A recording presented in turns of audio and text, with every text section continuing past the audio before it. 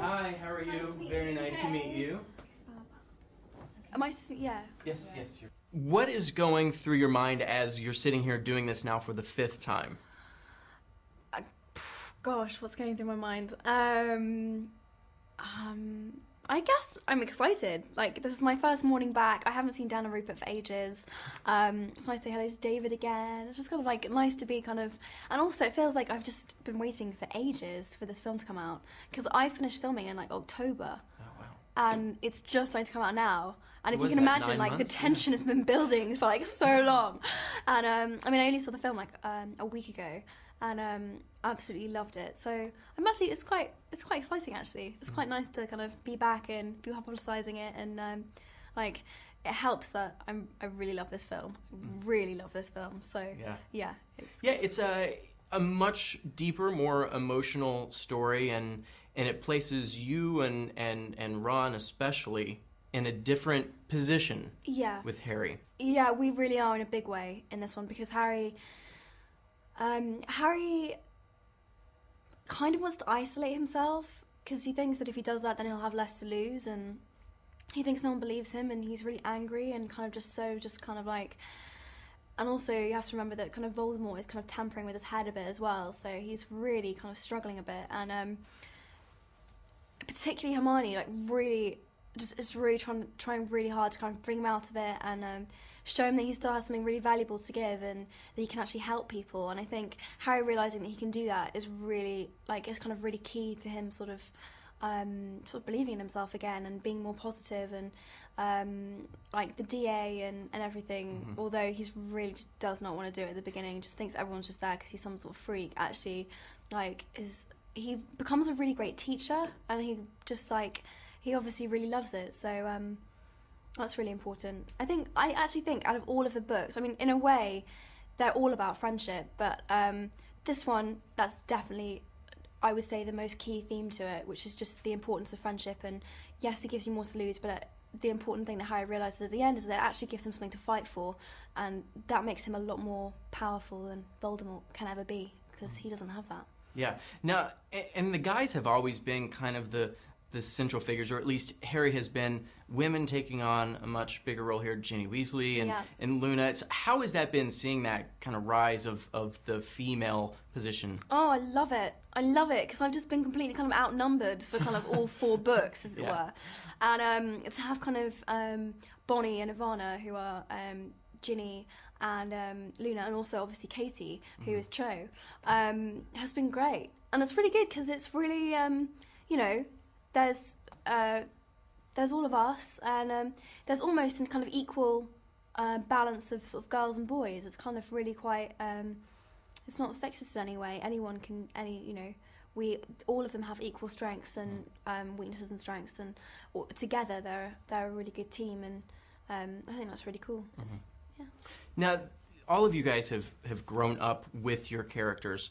What do you think you in particular have learned from Hermione? I guess the really cool thing about Hermione is that she just doesn't really care what anyone thinks of her. She really, like, does her own thing. She's quite a strong feminist figure. She, you know, she's certainly not embarrassed to kind of boss the boys around or tell them what they should and shouldn't be doing. She's kind of this sort of, like, almost in a kind of, like, mothering way.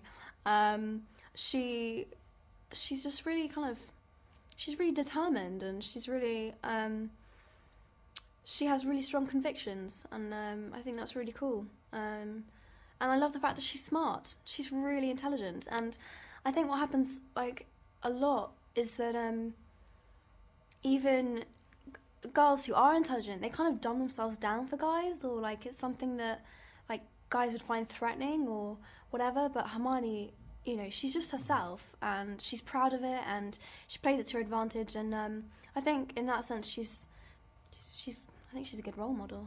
And I gotta imagine in this movie, maybe a little more liberating, that, you know, in the past she's always been that by the books, but this one she's not so much. Yeah, that's actually, again, this was what made her kind of, like, really interesting to play this time around, because there's kind of this rebellious side that is coming out in Hermione, where she's just like, she can see that I mean, essentially, Hermione wants to learn. She wants to know things. She wants to be able to defend herself. She wants to be able to kind of be in control. And Umbridge is just making her write out lines. You know, she's not learning anything, and she can see exactly what's going on. And she's like, I'm not having it. And so she's kind of like, she really wants to like break the rules, and she's really encouraging everyone to kind of like fight against this.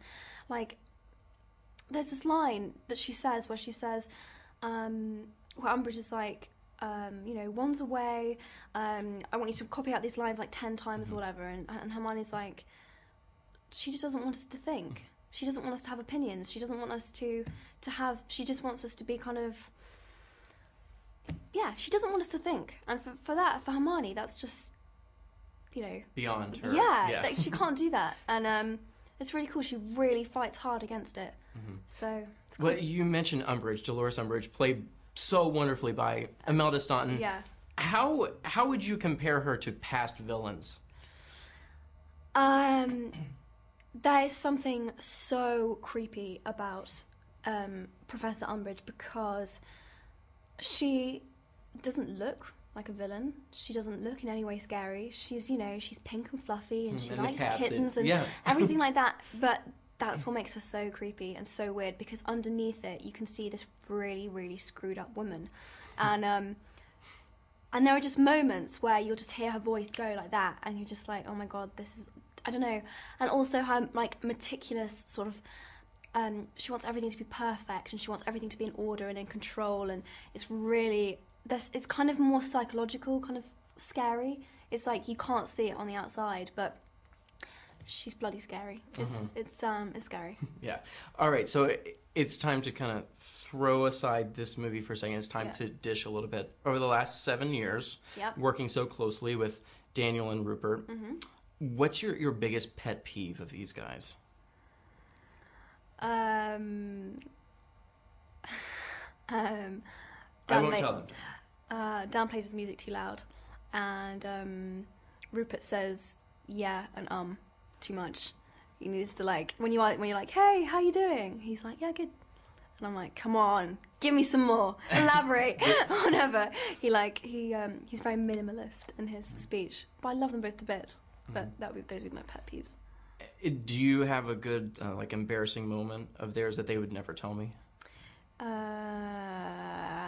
Like the, you know, you guys have grown up, so there's bound to be like the voice cracks or any of that kind of stuff.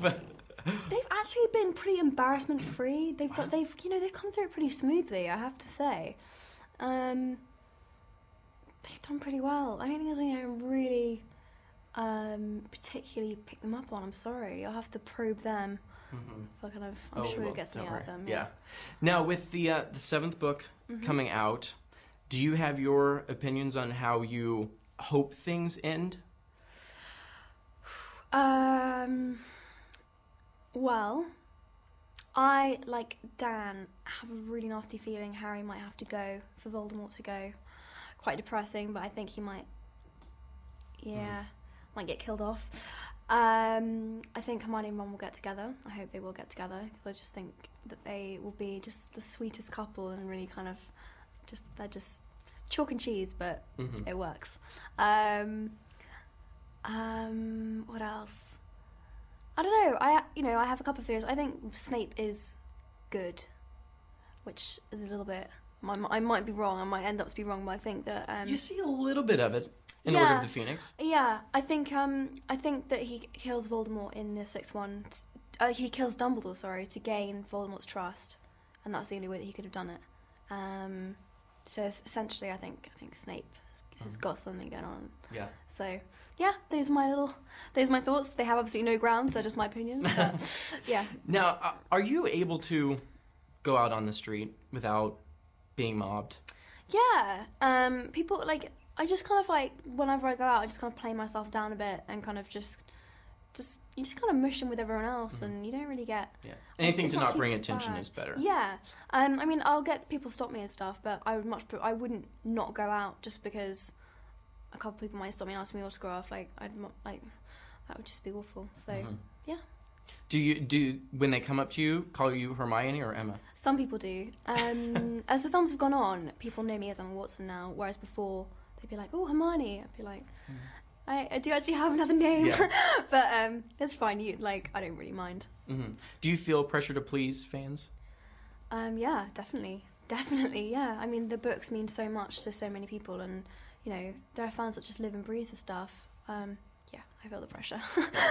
All right, fantastic. Thank you so much. Thank you. Pleasure to meet you. So nice. Thank you.